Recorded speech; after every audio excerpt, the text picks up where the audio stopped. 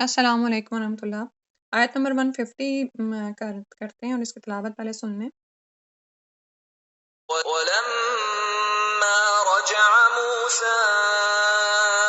إِلَىٰ قَوْمِهِ غَضْبَانَ أَسِفًا قَالَ بِئْسَ مَا خَلَفْتُمُونِي مِن بَعْدِي أَعَجِلْتُمْ أَمْرَ رَبِّكُمْ وَأَلْقَى الْأَلْوَاحَ وَأَخَذَ بِرَأْسِ أَخِيهِ يَجُرُّهُ إِلَيْهِ قال ابن أم إن القوم استضعفوني وكادوا يقتلونني فلا تشمت بي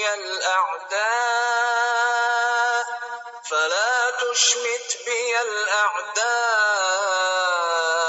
ولا تجعلني مع القوم الظالمين ولما اور جب رجع پلٹے موسیٰ علیہ السلام الی قومہ اپنی قوم کی طرف غضبانہ غصے سے بھرے ہوئے، بہت زیادہ غصے میں، ٹھیک ہے۔ یہ غضبان جو ہے نا، یہ بہت زیادہ غصے کا وزن ہے۔ اسفاً افسوس کرتے ہوئے، قولا کہنے لگے، بئسما کتنی بری، بئسا بری، ماں جو ہے اس کو مزید برائی کی، یعنی بہت ہی بری، خلفتمونی جانشینی کی تم نے میری، ہارون علیہ السلام کو کہہ رہے ہیں، من بعدی میرے بعد، اعجلتم کیا تم نے جلدی کی، امر ربکم اپنے رب کے امر کی، وَأَلْقَى الْأَلْوَاحَ اور انہوں نے ڈال دی تختیاں، وَأَخَذَ اور کھینچا برأسی سر کو، اخیہ اپنے بھائی کے، یعنی اخذ پکڑ لیا اپنے بھائی کے سر کو، یجرہ کھینچنے لگا اس کو، الیہ اپنی طرف، یعنی بہت زیادہ غصے میں تھے، تختیوں کو ایک طرف ڈالا، یعنی ایک طرح سے پھینک دیا، اور ہارون علیہ السلام کے سر کو پکڑ لیا۔ قال ہارون علیہ السلام کہنے لگے، ابن امہ اے میری ماں کے بیٹے، ان القوم بے شک قوم نے استضعفونی ان لوگوں نے مجھے کمزور کر دیا، یعنی مجھے کمزور سمجھا، وقادو اور قریب تھا کہ یقتلوننی کہ وہ مجھے قتل ہی کر ڈالتے، فلا تشمت تو نہ تم ہنسنے کا موقع دو، بیا مجھ پر، العداء دشمنوں کو، ولا تجعلنی اور نہ تم بناؤ مجھے مال قوم الظالمین ظالم لوگوں کے ساتھ، یعنی مجھے ان ظالم لوگوں کے ساتھ شامل نہ کرو۔ تو موسیٰ علیہ السلام کو کوہ طور پر ہی بذریعہ وحی اس بات کی خبر دے دی گئی تھی کہ سامری نے ایک بچڑا تیار کیا ہے اور بہت سے لوگ ان کی قوم کے بچڑے کی عبادت میں مشغول ہو چکے ہیں، ٹھیک ہے۔ تو آپ واپس اپنی قوم کی طرف آئے تو غصہ اور رنج تو پہلے ہی طبیعت میں موجود تھا، تو آتے ہی لوگوں سے پھر یہ کہا کہ یہ جو تم لوگوں نے کیا ہے اور اپنے کفر اور شرک کی زندگی تم میں پھر سے آئی ہے، تو اسی جوش میں انہوں نے پھر غصے کے مارے تختیاں نیچے ڈالی ہیں، اور یہاں پر یعنی غصے سے بھرے ہوئے وہ نظر آ رہے ہیں۔ تو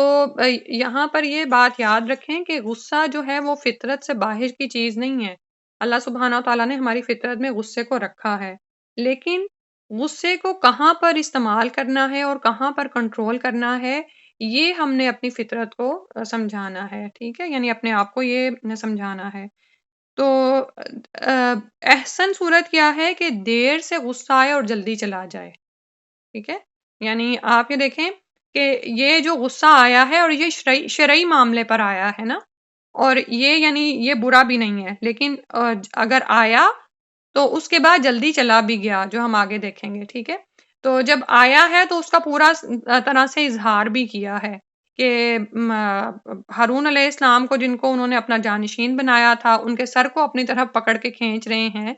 تو ہارون علیہ السلام کہنے لگے کہ میری قوم نے مجھے دبا کر رکھا تھا، یعنی یہ لوگ سمجھتے ہی نہیں تھے بلکہ الٹا مجھے مار ڈالنے کی دھمکیاں دینے لگے تھے، تو اب تم انہی کے سامنے ان کو مجھ پر ہنسنے کا موقع نہ دو، ٹھیک ہے، اور یہ ہرگز نہ سمجھو کہ جو ظلم انہوں نے کیا یا شرک کیا وہ میری شے پر کیا، یا یہ کہ میں ان پر شامل تھا، ٹھیک ہے۔ تو اس میں اب یہاں سے جو ان سے ساری صورتحال جیسے ہمیں پتہ چل جاتی ہے کہ جیسے موسیٰ علیہ السلام کا جو اپنی قوم کے ساتھ تھا، اور جیسی یہ قوم تھی، تو موسیٰ علیہ السلام کے دبدبے والی شخصیت نے ہی ان کو کنٹرول کر رکھا تھا، لیکن ان کے جانے کے بعد ہارون علیہ السلام کے ساتھ ان کی قوم نے یعنی کیا کیا ہے کہ جیسے ان کو دبا کر رکھا ہوا ہے اور مار ڈالنے کی دھمکیاں دے رہے ہیں. تو ایسا عموماً ہم بھی اپنی زندگی میں دیکھتے ہیں نا کہ ایک کلاس وہی والے بچے ہوتے ہیں اور کسی ٹیچر سے وہ خوب ڈرتے ہیں، لیکن اگر کسی دن وہ ٹیچر چھٹی کر جائے اور اس کی جگہ پر کوئی دوسرا آ جائے تو وہ کلاس سنبھلنے میں ہی نہیں آ رہی ہوتی. ٹھیک ہے، جیسے آپ اور گھر میں بھی آپ دیکھ سکتے ہیں کہ بعض اوقات والدین میں سے کسی ایک کا جو دبدبا ہے یا روب ہے ایسا ہوتا ہے کہ اس کے گھر میں داخل ہوتے ہی بچے آرام سے چپ کر جاتے ہیں، خاموش ہو جاتے ہیں. ابھی وہی بچے جو ماں کے ساتھ خوب یعنی لاڈ کر رہے تھے اور ناجائز فرمائشیں کر رہے تھے تو باپ کے آنے کے ساتھ ہی ٹھیک ہو جاتے ہیں. ٹھیک ہے، تو غصے کے حوالے سے یہاں پر ایک چیز جو مجھے دوبارہ کہنی ہے وہ یہی ہے کہ غصہ غیر شرعی معاملات پر آ سکتا ہے. ٹھیک ہے، یعنی یہ بھی کوئی اچھی چیز نہیں ہے کہ انسان بالکل ہی ہر وقت ایک ہی حالت میں رہے. ٹھیک ہے، اور چاہے اس کے سامنے کچھ بھی ہوتا رہے، چاہے غیر شرعی اعمال ہو رہے ہوں، چاہے اللہ سبحانہ و تعالیٰ کے شعائر کا مذاق اڑایا جا رہا ہو، کچھ بھی ہو رہا ہو اور اس پر جوں نہ رینگے. تو غصہ ایک فطری عمل ہے، ان باتوں پر تو خاص طور پر آنا بھی چاہیے، لیکن اگر اس میں پسندیدہ صورت کیا ہے کہ دیر سے آئے اور جلدی اتر بھی جائے، فوراً انسان خود پر اس پر قابو بھی پا لے. پھر اگلی آیت میں فرمایا قال رب اغفر لي ولأخي وأدخلنا في رحمتك وأنت أرحم الراحمين. قولا موسیٰ علیہ السلام کہنے لگے ربی اے میرے رب اغفر لی بخش دے مجھے ولی اخی اور میرے بھائی کو وادخلنا اور داخل کر ہم کو فی رحمتی کا اپنی رحمت میں وانت ارحم الراحمین اور آپ سب رحم کرنے والوں سے بڑھ کر رحم کرنے والے ہیں. تو یہاں پر آپ یہ دیکھیں کہ فوراً ہی موسیٰ علیہ السلام کی طبیعت اعتدال پر بھی آ گئی اور انہوں نے چونکہ اپنے بھائی پر تھوڑی سی زیادتی بھی کی تو اپنے رب کی طرف فوراً رجوع کیا اور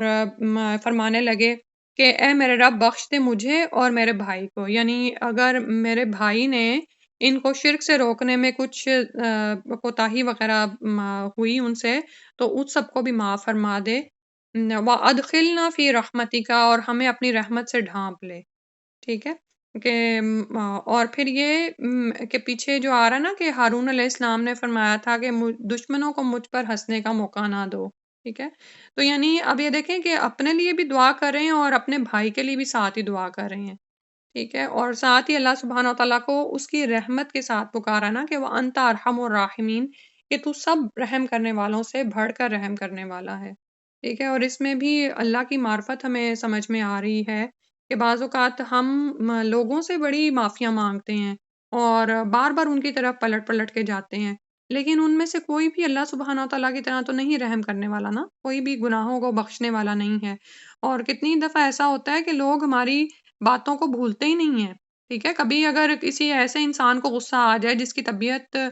یعنی اعتدال پر رہتی ہے اور وہ کبھی غصے کا اظہار کر دے تو لوگ تو اس کو ماننے کو تیار ہی نہیں ہوتے نا کہ نہیں، وہ اس کو بار بار اس کی اسی غلطی کا حوالہ دیتے ہیں. ٹھیک ہے، تو اللہ سبحانہ و تعالیٰ تو سب رحم کرنے والوں سے بڑھ کر رحم کرنے والا ہے. تو انسان سے کوئی خطا ہو بھی جائے، کوئی کوتاہی واقعہ ہو جائے تو رجوع کرنے میں دیر نہ لگائے اور اللہ تعالیٰ کی رحمت سے کبھی مایوس نہ ہو. وَأَنْتَ أَرْحَمُ الراحمین تو سب رحم کرنے والوں سے بڑھ کر رحم کرنے والا ہے. پھر اگلی آیت میں فرمایا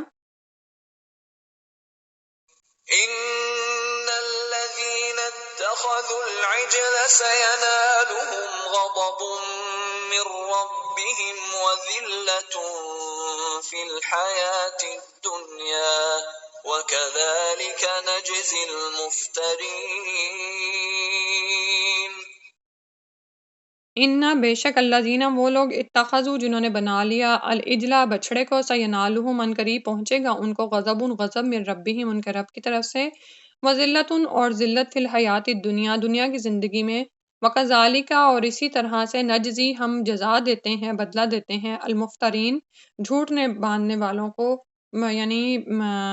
جو افطرا پردازی کرتے ہیں وہ باتیں اللہ پر باندھتے ہیں جو اللہ نے فرمائی نہیں. یعنی افطرا کا مطلب ہوتا ہے نا گھڑ لینا، جھوٹ گھڑ لینا. جیسے کہ شرک ہے، شرک بھی اللہ پر ایک گھڑا ہوا جھوٹ ہے نا کہ نعوذ باللہ اللہ تعالیٰ نے تو نہیں فرمایا کہ میرے ساتھ کوئی شریک ہے، تو اللہ کے اختیارات میں، اس کی صفات، اس اسماء میں، کسی میں بھی شریک کر لینا، تو یہی وہ لوگ ہیں جو کہ اللہ کے ہاں پھر کیسا بدلہ پائیں گے کہ ان قریب اللہ کی طرف سے ان کو غضب پہنچے گا اور دنیا کی زندگی میں یہ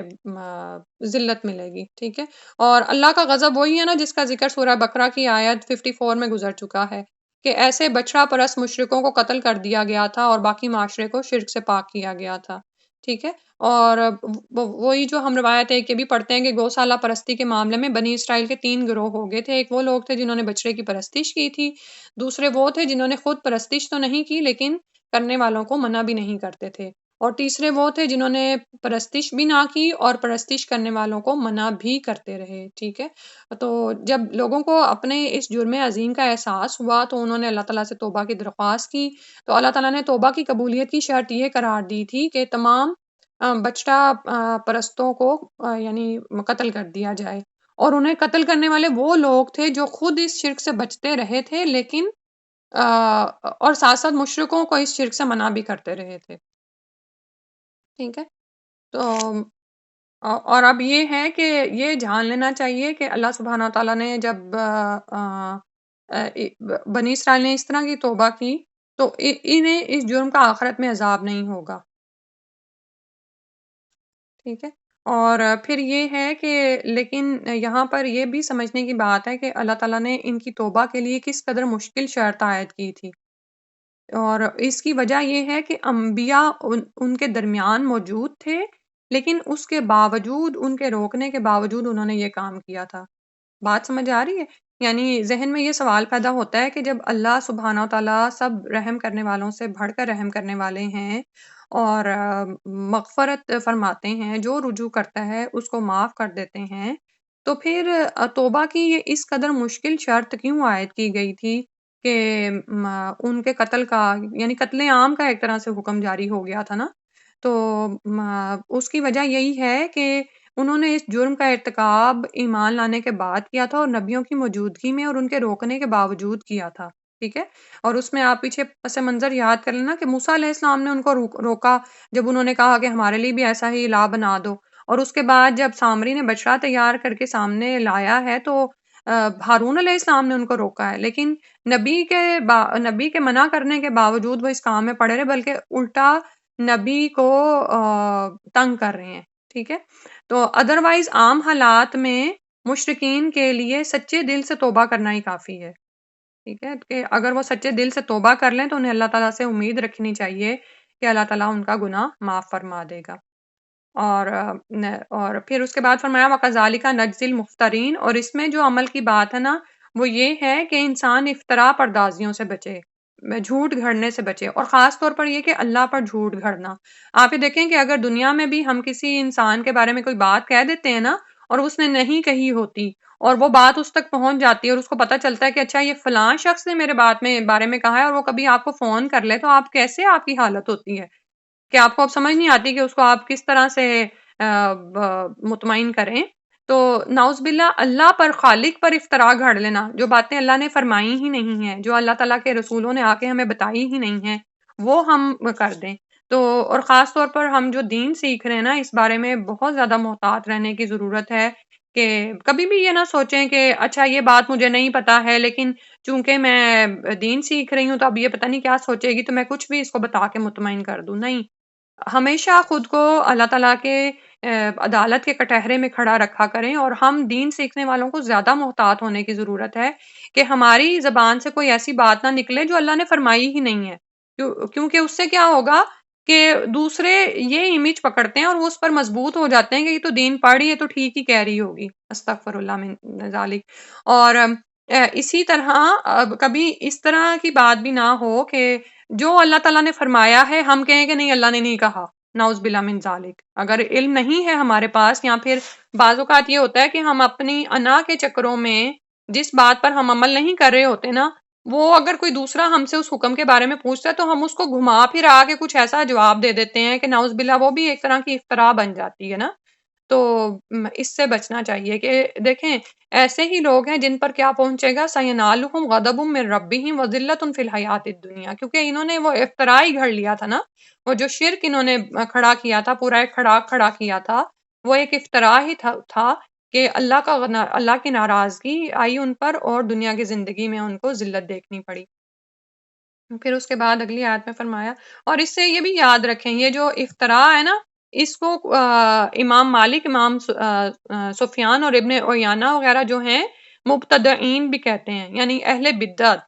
تو یعنی بدعات سے بھی بچنا بہت ضروری ہے۔ مفترین، ظاہر ہے بدعت میں بھی یہی ہوتا ہے نا، سنت کے مخالف ہوتی ہے، کہ جو سنت میں تو ہے نہیں وہ آپ شامل کر رہے ہو، دین کا حصہ بنا رہے ہو۔ نعوذ باللہ، نبی صلی اللہ علیہ وسلم بھول گئے کہ آپ نے وہ بات نہیں بتائی، ٹھیک ہے؟ تو بدعات سے بچنا بہت زیادہ ضروری ہے۔ پھر اس کے بعد اگلی آیت میں فرمایا،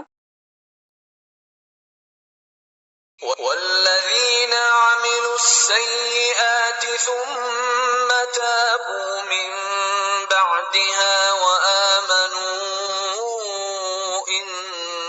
ربك من بعدها لغفور رحيم۔ والذین، اور وہ لوگ، عملو، جنہوں نے عمل کیا، سیئاتی، برے یعنی برائیاں کی،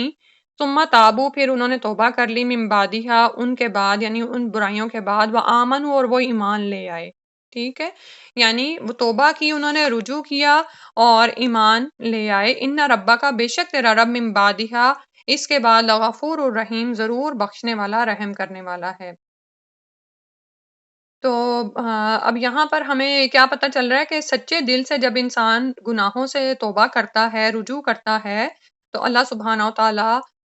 اس کو معاف کر دیتے ہیں اور وہ رحم کرنے والے ہیں، ٹھیک ہے؟ اور وہ آمنو کی شرط ہمیں کیا بتا رہی ہے کہ پھر ایمان کی تجدید کرنی پڑتی ہے، ٹھیک ہے؟ کیونکہ جیسے آتا ہے نا کہ جب چور چوری کر رہا ہوتا ہے تو ایمان اس کے اندر نہیں ہوتا، وہ اس کے اوپر معلق ہو جاتا ہے۔ اسی طرح جب زانی زنا کر رہا ہوتا ہے تو ایمان اس کے اندر سے نکل کر اوپر اس کے معلق ہو جاتا ہے۔ تو جب انسان رجوع کرتا ہے، شرمندہ ہوتا ہے اپنی غلطی پر، معافی مانگتا ہے، تو پھر وہ ایمان کی پھر سے تجدید کرتا ہے کہ نہیں یا رب العالمین، تو ہی میرا رب ہے، تو ہی میرا خالق اور مالک ہے، اور مجھ سے غلطی ہو گئی ہے، وہ کام ہو گیا ہے جو تو نے نہیں فرمایا اور جس سے تو نے مجھے روکا تھا۔ تو پھر وہ کیا ہے کہ ایمان کی تجدید کر رہا ہوتا ہے۔ تو بے شک جب وہ توبہ کی یہ شرائط پوری کر لیتا ہے تو پھر اللہ سبحانہ و تعالیٰ کیا ہے کہ اس کی مغفرت کرنے والے ہیں، اس پر رحم فرمانے والے ہیں۔ پھر اگلی آیت میں فرمایا، ولما سكت عن موسى الغضب أخذ الألواح وفي نسختها هدى ورحمة للذين هم لربهم يرهبون۔ ولما، اور جب ساکت ہو گیا یعنی چپ ہو گیا، ٹھنڈا ہوا، موسیٰ علیہ السلام سے، الغضب، غضب، غصہ، اخذا، انہوں نے پکڑ لی، الواحا، تختیاں، وفی نسختیہا، اور اس کے نسخوں میں، اس کی تحریر میں یا اس کے مضامین میں، ہدن، ہدایت تھی، ورحمتن، اور رحمت تھی، للذین، ان لوگوں کے لیے، ہم، وہ جو، لربہم، اپنے رب کے لیے، یرہبون، اس سے ڈرتے ہیں۔ اور رہب وہ ڈر ہوتا ہے نا جو کسی کی روب دبدبے، عزت اور تکریم کی وجہ سے دل میں ہوتا ہے۔ تو اپنے بھائی کے حق میں، اپنے اور اپنے بھائی کے حق میں دعائے مغفرت کی، رحمت کی دعا مانگی، اور اللہ سبحانہ و تعالیٰ نے ان مشرکین کے لیے فیصلہ بھی اتار دیا۔ تو موسیٰ علیہ السلام کا جب غصہ ٹھنڈا ہوا ہے تو پھر انہوں نے وہ تختیاں زمین سے اٹھا لیں، اور ان تختیوں کی کہا جاتا ہے کہ مختلف قبائل کے لیے نقلیں تیار کروائی گئیں، ٹھیک ہے؟ اور ان میں کیا تھا، ففی نسختیہا، اور اس کے نسخوں میں یعنی اس کی تحریروں میں، اس کے مضامین میں، ہدایت اور رحمت تھی، یعنی رہنمائی تو موجود تھی، اور یہی دراصل رحمت تھی، ٹھیک ہے؟ کہ یعنی زندگی کس طرح سے گزارنی ہے دنیا میں۔ آپ یہ دیکھیں نا کہ اگر ہم کسی جگہ پر راستہ بھول جائیں تو اور کوئی آ کر ہمیں بتائے کہ یہ سیدھا راستہ ہے یا یہاں سے تم پہنچ سکتے ہو وہاں پر، تو ہم کیا کہتے ہیں کہ یہ کوئی رحمت کا فرشتہ آ گیا تھا۔ تو یہ دراصل رہنمائی کر دینا کسی کو راہ مل جانا، یہ اللہ کی رحمت ہی ہے کہ ہمیں معلوم ہو جائے کہ ہم نے دنیا میں کیسے زندگی گزارنی ہے۔ لیکن یہ یاد رکھیں کہ یہ ہدایت اور رحمت انہی لوگوں کے لیے ہے، للذین ھم لربہم یرہبون، جو اپنے رب سے ڈرتے ہیں، جو رب پر ایمان لے آتا ہے، اس سے ڈرتا ہے، اور اس کا ایمان ہے کہ یہ واقعی اللہ ہی کی طرف سے رہنمائی ہے، اور اللہ تعالیٰ سے ڈرتے ہوئے وہ پھر اس بات کی کوشش کرتا ہے کہ اس رہنمائی کے مطابق اپنی زندگی کو سنوار لے، تو ایسے ہی لوگ تو پھر اس ہدایت اور رہنمائی سے فائدہ اٹھا سکتے ہیں، اس ہدایت اور رحمت سے۔ ادروائز وہ لوگ جو ہدایت کے طالب ہی نہیں ہیں تو انہیں اس سے ہدایت بھی نہیں ملے گی۔ یہی قرآن کا معاملہ ہے نا، ٹھیک ہے؟ اگر جیسا ہمارا اللہ پر ایمان ہے اور جیسا ہمارے اندر اللہ کی معرفت ہے، اور آپ کو پتہ ہے کہ اللہ کی خشیت یا اس کا ڈر کون لوگ رکھتے ہیں؟ جو جتنا زیادہ علم حاصل کرتے ہیں، جتنا زیادہ اللہ کی معرفت آتی جاتی ہے نا، اللہ کی خشیت اس انسان میں بڑھتی چلی جاتی ہے۔ اور جس کو پتہ ہی نہیں ہے اللہ کا کون ہے اللہ، بس اس نے ایک نام سنا ہوا ہے اللہ، تو وہ بس لیکن اس کی زندگی جو ان سی ہے وہ ویسے ہی چلتی چلی جا رہی ہے، اس نے اللہ کے بارے میں کچھ جاننے کی کوشش ہی نہیں کی ہے، نہ اس نے اللہ سے تعلق استوار کیا ہے۔ تو پھر ایسے لوگ پھر اللہ تعالیٰ کی اتاری ہوئی ہدایت سے بھی محروم ہی رہتے ہیں نا، وہ اس کے مطابق اپنی زندگی کو نہیں سنوارتے۔ تو جتنی زیادہ اللہ تعالیٰ کی معرفت آتی ہے اتنی زیادہ اللہ تعالیٰ کی خشیت آنا شروع ہو جاتی ہے، اور جوں جوں انسان کو اللہ تعالیٰ کی عظمت اور معرفت آتی ہے نا، تو وہ کوشش کرتا ہے کہ پھر اس ہستی کے غضب سے بچے، اس کی رضا کو کسی طرح حاصل کر لے۔ بات سمجھ آ رہی ہے نا؟ یعنی جتنا زیادہ ہم اللہ تعالیٰ کی معرفت اپنے اندر لائیں گے، جتنا زیادہ ہمارے اندر، اب یہ دیکھیں نا کہ اللہ تعالیٰ کی معرفت کے حوالے سے اللہ کے ایک ایک اسم مبارک کو لے لیں کہ اللہ البصیر ہے، تو جب ہمیں اس چیز کی معرفت رہے اور یہ ہمارے شعور میں جاگتا رہے یہ احساس کہ اللہ تعالیٰ ہر وقت دیکھ رہے ہیں، کوئی ایسا کونا دنیا کا جہاں پر آپ ایک ہستی سے تو چھپ ہی نہیں سکتے، ٹھیک ہے؟ اللہ سبحانہ تعالیٰ، اور جو کچھ آپ کر رہے ہیں، جو کچھ آپ دل میں سوچ رہے ہیں، جو آپ زبان سے کہہ رہے ہیں، سب کچھ اللہ تعالیٰ سنتے ہیں، ٹھیک ہے؟ تو پھر ایسا انسان کیسے وہ کوئی ایسا عمل کر سکتا ہے جو اللہ کو ناراض کرنے والا ہو، اور جس رب کے بارے میں اس کو یہ یقین ہے کہ ہر وقت وہ اس کو دیکھ رہا ہے، اس کو سن رہا ہے، اور اس کے سامنے اسے ایک دن حاضر ہونا ہے،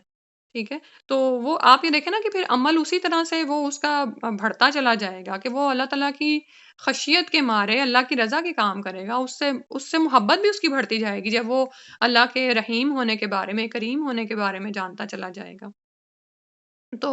اللہ تعالیٰ کی ہدایت اور اس کی رحمت حاصل کرنے کے لیے کیا بات ضروری ہے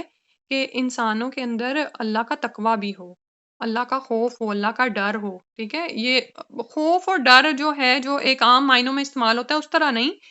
بلکہ کیا کانشیسنیس ہو، کانشیسنیس آف اللہ سبحانہ تعالیٰ، اور کانشیسنیس بھی ایسی جس میں زیادہ سے زیادہ معرفت ہو کہ کون ہے اللہ تعالیٰ۔ تو اللہ تعالیٰ سے دعا ہے کہ ہمیں اللہ سبحانہ تعالیٰ اپنی معرفت عطا فرما دے انشاءاللہ۔ پھر اس کے بعد اگلی آیت میں فرمایا واختار موسى قومه 70 رجلا لميقاتنا فلما أخذتهم الرجفة قال رب لو شئت أهلكتهم من قبل وإياي أتهلكنا بما فعل السفهاء منا إن هي إلا فتنتك تضل بها من تشاء وتهدي من تشاء أنت ولينا فاغفر لنا وارحمنا وأنت خير الغافرين۔ واختارا اور چن لیے موسیٰ علیہ السلام نے قومہ اپنی قوم میں سے 70 رجلن آدمی لمیقاتنا اپنی ملاقات کے لیے۔ اب جب موسیٰ علیہ السلام کوہ طور پر گئے ہیں تو اس کے بعد قوم نے بھی مطالبہ کر دیا موسیٰ علیہ السلام سے کہ ہم بھی جانا چاہتے ہیں ملاقات کے لیے، تو موسیٰ علیہ السلام نے پھر اپنی قوم سے 70 آدمیوں کو چنا ہے۔ فلما پھر جب اخذتہم الرجفۃ پھر جب ان کو پکڑ لیا زلزلے نے، قولا فرمایا یہ موسیٰ علیہ السلام نے، ربی میرے رب، لو شئتا اگر تو چاہتا، اہلکتہم تو ہلاک کر دیتا ان کو، من قبلو اس سے پہلے ہی، یعنی یہاں پر بلانے سے پہلے ہی، وَإِيَّایَ اور مجھے بھی، یعنی مجھ پر بھی آپ قدرت رکھتے ہیں کہ مجھے بھی ہلاک کر ڈالتے، اتہلکنا کیا آپ ہلاک کرتے ہیں ہمیں، بما فعلا ساتھ اس کے جو کیا السفہاء بے وقوفوں نے منا ہم میں سے، ان ہی یا نہیں ہے وہ الا مگر فتنتک آپ کی طرف سے ایک آزمائش ہے، تو دلو بہا تو گمراہ کرتا ہے اس کے ساتھ من تشاء جسے تو چاہتا ہے، وتہدی من تشاء اور تو ہدایت دیتا ہے جس کو تو چاہتا ہے، انت ولینا تو ہی ہمارا دوست ہے، ولی ہے، مولا ہے، فاغفر لنا تو بخش دے ہم کو، ورحمنا اور ہم پر رحم کر، وانت خیر الغافرین اور تو سب سے بڑھ کر مغفرت کرنے والا ہے، معاف فرمانے والا ہے۔ تو ہوا یہ کہ موسیٰ علیہ السلام نے جب ان کو توریت کی تختیاں دی ہیں اور ان کو اپنی زندگی کا لائحہ عمل بنانے کے لیے کہا ہے کہ عمل کریں اب، تو ان لوگوں نے موسیٰ علیہ السلام پر بد اعتمادی کا اظہار کیا اور کہنے لگے کہ ہمیں یہ کیسے معلوم ہو کہ واقعی یہ سب کچھ اللہ تعالیٰ کی طرف سے نازل شدہ ہے۔ تو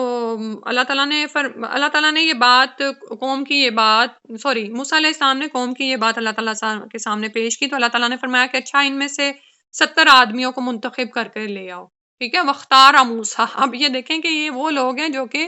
ان کی قوم میں سے چنے جا رہے ہیں، چنے گئے لوگ ہیں، اور آپ جانتے ہیں نا کہ کہیں بھی جب کوئی ڈیلیگیشن جاتا ہے تو سارے بندوں کو تو نہیں اٹھا کے لے جاتے، بلکہ ان میں سے بھی کامن پیپل کو چھوڑ دیا جاتا ہے، عام لوگ تو نہیں لے جائے جاتے ہیں۔ کسی بھی جگہ کی جو بھی پوری ایک سفارت کی تنظیم ہوتی ہے اس میں آپ یہ دیکھ لیں کہ کیسے لوگ شامل ہوتے ہیں۔ تو موسیٰ علیہ السلام نے چن چن کے لوگ نکالے تھے، 70 لوگ تھے، اور ان کو کوہ طور پر لانے کا جو ہے وقت دیا گیا تھا۔ تو موسیٰ علیہ السلام نے ہر قبیلے کے 6 افراد منتخب کیے تھے، اور یہ بھی کہا کہ جو 2 آدمی رضاکارانہ طور پر پیچھے رہ جائیں گے تو ان کو بھی ثواب ملے گا جتنا جانے والوں کو ملے گا، ٹھیک ہے۔ یعنی 70 آدمی لے کے جانے تھے، تو جب ہر قبیلے میں سے 6 آدمی منتخب کیے تو وہ 72 ہو گئے۔ تو روایات میں آتا ہے کہ 2 کو موسیٰ علیہ السلام نے کہا کہ جو ثواب ان لوگوں کو ملے گا تمہیں بھی وہی ملے گا، تو وہ لوگ والنٹریلی پھر الگ ہو گئے تھے۔ اب 70 رہ گئے، تو 70 لوگوں کے ساتھ موسیٰ علیہ السلام کوہ طور کی طرح روانہ ہوئے۔ وہاں پر جب پہنچے ہیں ان سب لوگوں کی موجودگی میں، اللہ تعالیٰ موسیٰ علیہ السلام سے ہم کلام ہوئے، تو یہ لوگ کہنے لگے کہ ہمیں یہ کیسے پتا چلے کہ کلام کرنے والا اللہ سبحانہ و تعالیٰ ہے، تو جب تک کہ ہم اللہ تعالیٰ کو واضح طور پر نہ دیکھ لیں ہم کیسے یقین کریں۔ اور اب موسیٰ علیہ السلام تو خود اللہ کی تجلی کو برداشت نہیں کر سکے تھے، تو کہاں یہ عام لوگ کیا کرتے۔ تو اور پھر یہ کہ یہاں پر معاملہ دوسرا ہے، وہاں پر تو ایک محبت کا معاملہ تھا نا کہ موسیٰ علیہ السلام نے اللہ کا کلام سنا تو ساتھ ہی فرمانے لگے کہ یا اللہ میں تجھے دیکھنا بھی چاہتا ہوں۔ اب جبکہ ان کا کیا حال تھا کہ یہ تو حجت پر حجت دے رہے تھے کہ پیچھے نہیں مانے کہ توریت اللہ ہی کا کلام ہے۔ اب یہاں پر کیا کہنے لگے کہ یہ جو کلام ہے یہ اللہ نے کیا یا کس نے کیا، ہمیں اللہ دکھا دو، نعوذ باللہ من ذالک۔ تو اللہ سبحانہ و تعالیٰ ناراض ہوئے ان سے، زلزلے نے ان کو پکڑ لیا، تو اور سب کے سب ہلاک کر دیے گئے، ٹھیک ہے۔ اور یہ بھی آتا ہے کہ اوپر سے صاعقہ، جیسے ایک سورہ بقرہ میں آتا ہے نا، اور نیچے سے زلزلہ آیا، تو 70 کے 70 آدمی اسی جگہ ہلاک ہو گئے۔ اب موسیٰ علیہ السلام حیران پریشان کہ یہ تو فرمانے لگے یا رب العالمین اگر تو نے یہ کرنا تھا ان کے لیے تو ان کو تو پہلے ہی ہلاک کر دیتا، یہ تو میرے قوم کے سامنے میرے ساتھ آئے ہیں، اور جب میں اب ان کے بغیر جاؤں گا قوم میں تو وہ لوگ تو پہلے، یعنی یہ تو کریم لوگ ہیں،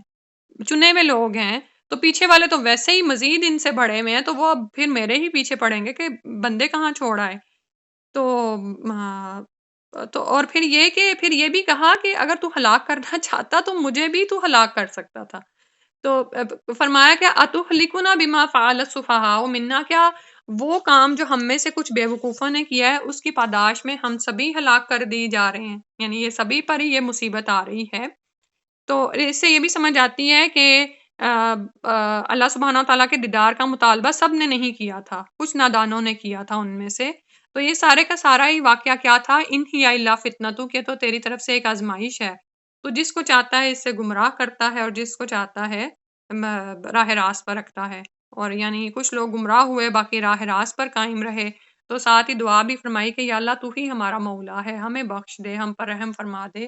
اور تو سب سے بڑھ کر بخشنے والا ہے۔ تو اللہ سبحانہ تعالیٰ نے کیا کیا کہ ان کی بخشش کر دی گئی تھی، ٹھیک ہے۔ وہ ہم سورہ البقرہ کی آیت نمبر 56 میں پڑھ چکے ہیں نا کہ ان کا قصور معاف کر دیا گیا، انہیں دوبارہ زندگی عطا فرمائی گئی تھی، سبحان اللہ۔ پھر اگلی آیت میں فرمایا جا رہا ہے، لیکن یہاں پر نا جو عمل کی بات ہے نا اس آیت میں، وہ آپ یہ دیکھیں کہ بنی اسرائیل کٹ حجتیوں کے عادی تھے، ٹھیک ہے، اس سے بچنا چاہیے۔ بعض اوقات یہ چیز ہمارے اندر بھی ہوتی ہے، آپ نے کبھی بچوں کو دیکھی ہوگی، بچے جب کسی بات کو ماننا نہیں نہ چاہتے تو اس میں سے آگے کوئی نہ کوئی دلیل اپنی طرف سے وہ دلیل پیش کر رہے ہوتے ہیں، وہ نکالتے چلے جاتے ہیں، اور ہمارا کیا حال ہوتا ہے کہ ہم ان کو سمجھانے کے چکروں میں بے حال ہوئے ہوتے ہیں، ہلکان ہو جاتے ہیں بعض اوقات نا۔ تو ان کے ساتھ پھر یہی ہے کہ حکمت کے ساتھ معاملہ کیا جائے، لیکن اگر ہمارے اندر خود یہ چیز آ جاتی ہے بعض اوقات کبھی کہ اللہ کا ایک واضح حکم ہے، اس کو ہم ماننے کو تیار نہیں ہیں، اس میں کوئی نہ کوئی کٹ حجتیاں کر رہے ہیں، اور پھر یہ جو فرمایا نا اتہلکنا بما فعل السفہاء منا، کہ اس طرح کی فرمائشیں کرنا کیا ہے، بے وقوفی کی علامت ہوتی ہے، کہ مان کر نہ دینا، ہدایت کو تو قبول نہیں کرنا، لیکن آگے سے آگے فرمائشیں کیے جانا، تو یہ بھی کیا ہے، بے وقوفی کی علامت ہے۔ اور اللہ تعالیٰ کی طرف سے یہ آزمائش ہے کہ جس کو پھر سمجھ لینا چاہیے اور راہ راست پر قائم ہو جانا چاہیے۔ پھر اگلی آیت میں فرمایا واكتب لنا في هذه الدنيا حسنة وفي الآخرة إنا هدنا إليك قال عذابي أصيب به من أشاء ورحمتي وسعت كل شيء فسأكتبها للذين يتقون ويؤتون الزكاة والذين هم بآياتنا يؤمنون۔ وَاکْتُب اور لکھ دے لنا ہمارے لیے فی ہذہ دنیا اس دنیا میں حسنہ بھلائی، وفی الآخرتی اور آخرت میں یعنی بھلائی، انا بے شک ہم ہدنا رجوع کرتے ہیں، ہم نے توبہ کی الیکا تیری طرف، قالا فرمایا عذابی میرا عذاب، اصیبو میں پہنچاؤں گا بھی ساتھ اس کے، من نشاء جس کو میں چاہوں گا، ورحمتی اور میری رحمت وسعت چھائی ہوئی ہے کل شیء ہر شے پر، پس اکتبوہا تو ان قریب میں لکھ دوں گا اس کو یعنی رحمت کو، للذین واسطے ان لوگوں کے یتقون جو بچتے ہیں تقوی اختیار کرتے ہیں، وَيُؤْتُونَ الزَّكَاةَ اور وہ زکوٰۃ ادا کرتے ہیں، وَالَّذِينَ هُمْ بِآيَاتِنَا يُؤْمِنُونَ اور وہ لوگ جو ہماری آیات پر ایمان لاتے ہیں۔ تو موسیٰ علیہ السلام نے اپنی امت کے لیے دنیا اور آخرت دونوں جگہ کی بھلائی طلب فرمائی، تو اللہ تعالیٰ نے جواب میں فرمایا یعنی اور پھر یہ کہ انا ہدنا الیک، اللہ تعالیٰ کی طرف رجوع کیا، توبہ استغفار کی، تو اللہ تعالیٰ نے فرمایا کہ میرا عذاب میں اس کو جس کو میں چاہتا ہوں اس کو پہنچاتا ہوں، ٹھیک ہے۔ آپ یہ دیکھیں کہ کائنات کا سارا نظام چل رہا ہے اللہ تعالیٰ کی رحمت کی وجہ سے ہی چل رہا ہے نا، اور اللہ تعالیٰ کی ساری مخلوق اللہ تعالیٰ کی رحمت سے مستفید ہو رہی ہے، لیکن سزا اللہ تعالیٰ اسی شخص کو دیتے ہیں جس کے حق میں نافرمانیوں کی بنا پر سزا مقدر ہو چکی ہوتی ہے، ٹھیک ہے۔ اور بسا اوقات تو ہم دیکھتے ہیں کہ مجرمین بھی اللہ سبحانہ و تعالیٰ کی رحمتوں سے مستفید ہوتے ہی چلے جاتے ہیں، ٹھیک ہے۔ تو جس خیر و بھلائی کی موسیٰ علیہ السلام نے دنیا اور آخرت میں دعا کی تو اس کا فرما دیا کہ رحمتی وسعت کل شیء، کہ دنیا میں تو میری رحمت چھائی ہوئی ہے ہر چیز پر، لیکن یہ جو رحمت ہے یہ دنیا میں تو مل رہی ہے، لیکن آخرت میں کس طرح سے ملے گی، فَسَأَكْتُبُهَا لِلَّذِينَ يَتَّقُونَ وہ لوگ جو تقوی اختیار کرتے ہیں اور اپنے وَيُؤْتُونَ الزَّكَاةَ اور اپنے مالوں سے زکوٰۃ ادا کرتے رہتے ہیں، وَالَّذِينَ هُمْ بِآيَاتِنَا يُؤْمِنُونَ اور جو ہماری آیات پر ایمان لاتے ہیں، ٹھیک ہے۔ تو یہ وہ لوگ ہیں جو دنیا اور آخرت دونوں جگہ پر اللہ سبحانہ و تعالیٰ کی رحمت حاصل کر لیتے ہیں، ٹھیک ہے۔ تو اگر اللہ کی رحمت حاصل کرنی ہے تو تقوی، وہی جو کانشیسنس آف اللہ سبحانہ و تعالیٰ کی بات ہو رہی تھی نا پیچھے، اور خاص طور پر یہاں پر زکوٰۃ کا ذکر آیا کیونکہ زکوٰۃ بنی اسرائیل پر جو ہے وہ بھاری پڑتی تھی نا۔ ہم بھی آج ہم دیکھیں کہ ہم میں سے کتنے ہی مسلمان ایسے ہیں نماز بھی پڑھ لیتے ہیں، روزے بھی رکھ لیتے ہیں، لیکن زکوٰۃ کے معاملات کیا ہیں، یعنی مالی معاملات کیا ہیں۔ اور وہی بات ہے کہ دیکھیں زکوٰۃ بھی وہی ادا کر سکتا ہے نا جس کو اللہ کا تقوی، اس کا ڈر ہو، کہ جس رب نے مجھے مال دیا ہے وہی جانتا ہے کہ میرے مال میں کس کا حصہ ہے، ٹھیک ہے۔ تو وہ میں حق ادا کر دوں تو میرا مال بھی پاک ہے اور میری اپنی جان بھی محفوظ رہے گی۔ اور پھر والذین ہم بآیاتنا یؤمنون اور وہ میری آیات پر ایمان لاتے ہیں، جیسے فرمایا جاتا ہے اس کو مان جاتے ہیں، یعنی کٹ حجتیوں میں نہیں پڑتے کہ پتہ نہیں اللہ نے یہ اتارا بھی ہے حکم کے نہیں۔ پھر اگلی آیت میں فرمایا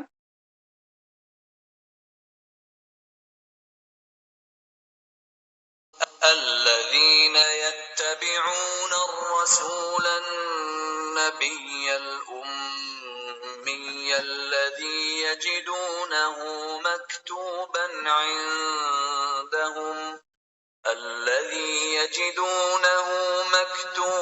عندهم في التوراة والإنجيل يأمرهم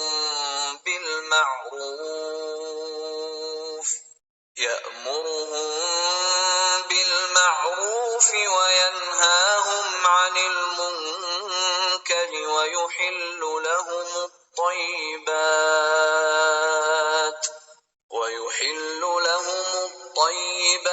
ويحرم عليهم الخبائث ويضع عنهم إصرهم والأغلال التي كانت عليهم فالذين آمنوا به وعزروه ونصروه واتبعوا النور الذي أنزل معه أولئك هم المفلحون۔ الذین وہ لوگ یتبعون جو پیروی کرتے ہیں الرسول رسول کی النبی یا نبی صلی اللہ علیہ وسلم الامی یا امی، یہ خاص طور پر نبی صلی اللہ علیہ وآلہ وسلم ہی کی طرف اشارہ ہے۔ الذی وہ جو یجدونہ وہ پاتے ہیں اس کو مکتوباً لکھا ہوا عندہم ان کے پاس فی التوراۃ تورات میں والانجیلی اور انجیل میں یأمرہم وہ حکم دیتا ہے ان کو بالمعروفی نیکیوں کا وینہاہم اور روکتا ہے ان کو عن المنکری برائی سے ویحل اور وہ حلال کرتا ہے لہم ان کے لیے الطیباتی طیب چیزوں کو پاکیزہ کو ویحرم اور وہ حرام کرتا ہے علیہم ان پر الخبائث خبائث ناپاک چیزوں کو ویدعو اور وہ اٹھاتا ہے عنہم ان سے اسرہم ان کے بوجھ والاغلال اور توق التی وہ جو کانت تھے علیہم ان پر فالذین تو پھر وہ لوگ آمنو جو ایمان لائے بھی اس پر وعزروہ اور اس کو تقویت دی یعنی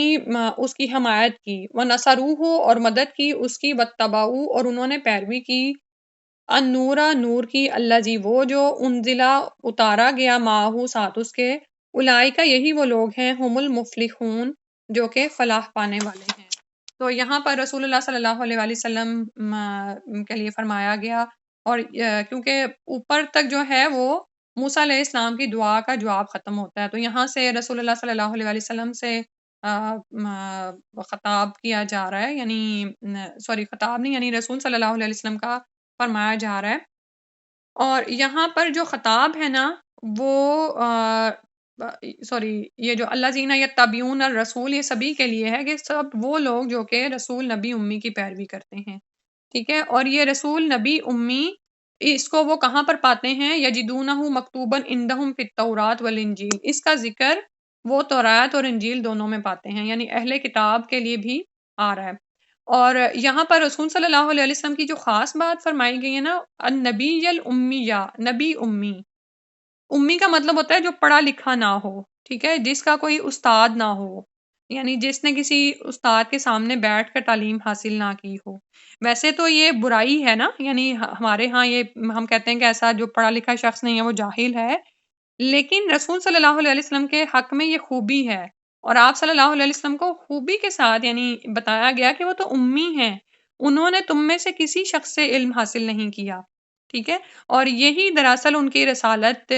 کی صداقت کا اظہار ہے کہ وہ علم جو ان کو دیا گیا وہ اللہ سبحانہ و تعالیٰ کی طرف سے نازل ہوا، اور اسی کا وہ انکار کر دیتے تھے۔ یعنی آج بھی مستشرقین جو ان سے ہیں، جو بڑے بڑے تھنک ٹینکس ہیں، وہ کیا کہنا شروع ہو جاتے ہیں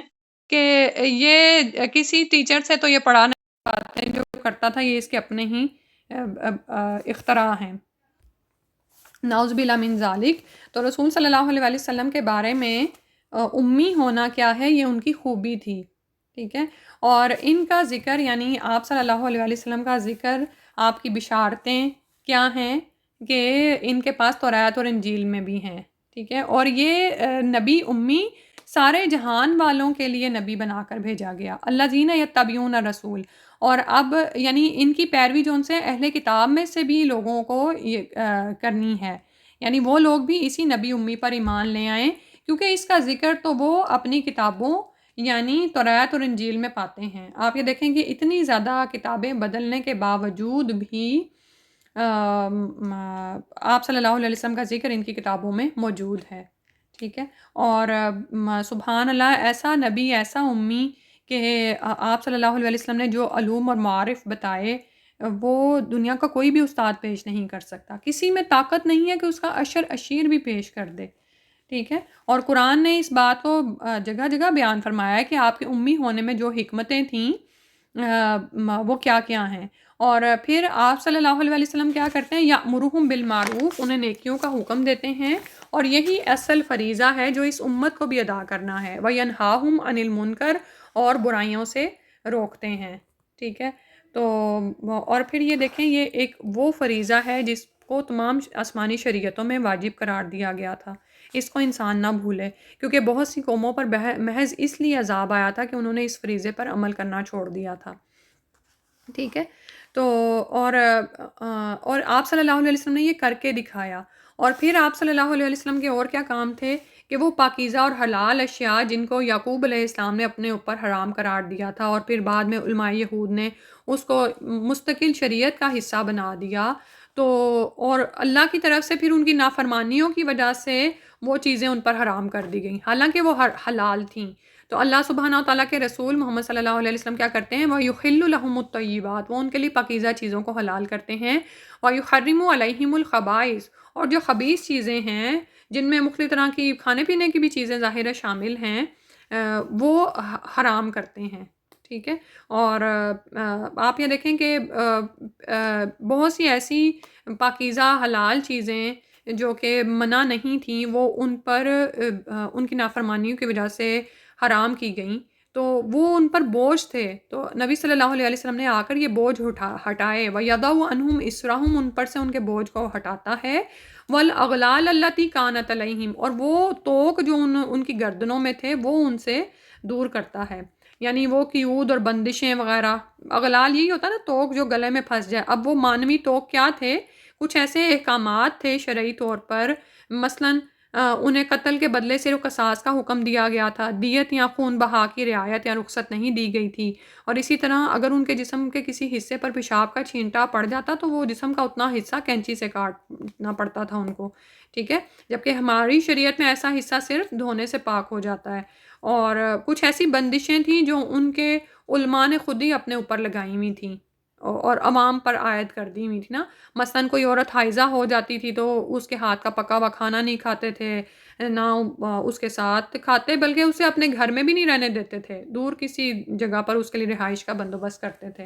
حالانکہ ہماری شریعت میں کیا ہے، سوائے صحبت کے اور کوئی پابندی نہیں ہے، ٹھیک ہے۔ اور بہت سی ایسی پابندیاں تھیں، جیسے ان میں ہم دیکھتے ہیں نصارہ میں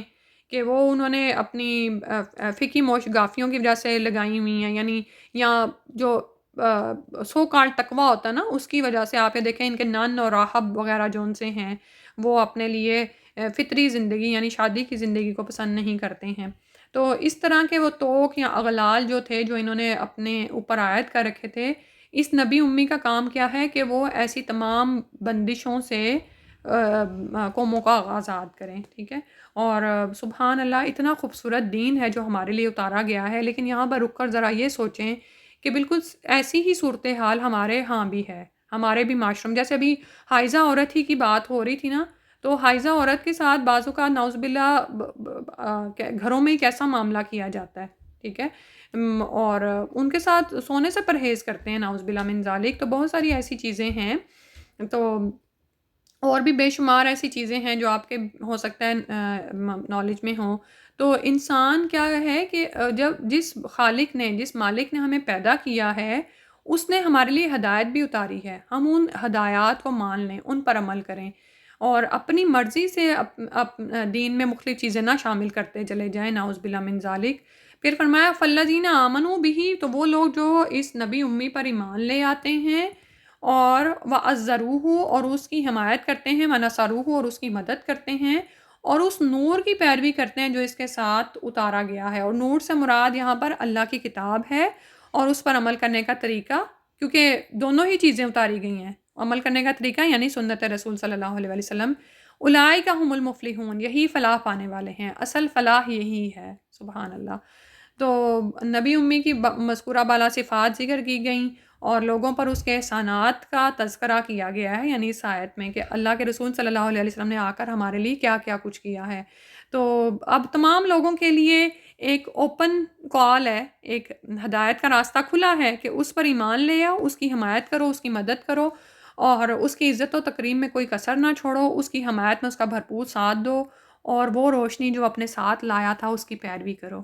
ٹھیک ہے، اگر یہ سب کچھ کر لو گے تو کامیاب ہو جاؤ گے. اب ذرا رک کر یہاں پر یہ سوچیں کہ نبی صلی اللہ علیہ وسلم نے جو احکامات ہمیں دیے ہیں، جو سنت رسول ہے، اس میں سے کتنی ہی چیزیں ایسی ہیں کہ جب کوئی نان مسلم یا دین میں کیڑے نکالنے والا اس کے بارے میں کوئی بات کرتا ہے تو ہم کیا کرتے ہیں؟ کیا ہم اس وقت حمایت کرتے ہیں اپنے نبی صلی اللہ علیہ وسلم کی سنت کی اور اس کا منہ بند کرواتے ہیں؟ اور یعنی ہمارا رویہ کیا ہوتا ہے؟ کیا ہم اپنے دین کو لے کر ہی شرمندہ ہیں؟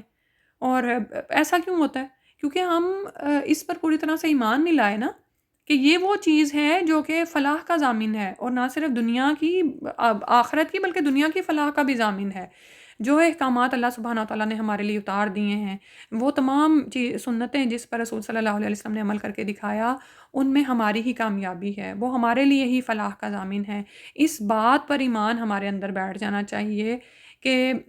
اور پھر جب یہ ایمان ہمارے اندر آئے گا نا تو پھر ہی عمل کا جذبہ بڑھتا ہے. جب ہم ہر وقت شک اور شبہ کی کیفیت میں رہتے ہیں، نہیں یہ پتہ نہیں اب میں یہ کیسے کروں، یہ لوگ تو کرتے نہیں ہیں، یا یہ کہ لوگ مجھے روکتے ہیں، میں اس پر کیسے عمل کروں، تو پھر زندگیاں جو ہیں وہ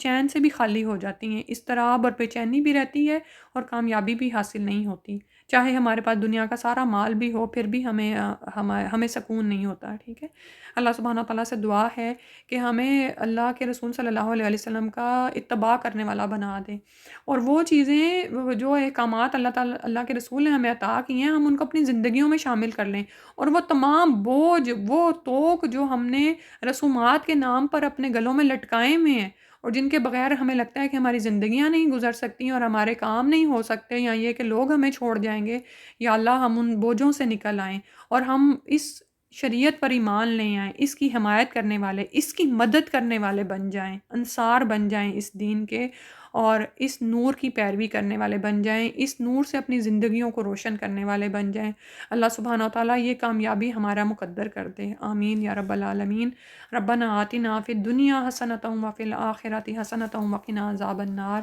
آمین یا رب العالمین. سبحانک اللہم و بحمدک، نشہد ان لا الہ الا انت، نستغفرک و نتوب الیک. السلام علیکم ورحمۃ اللہ.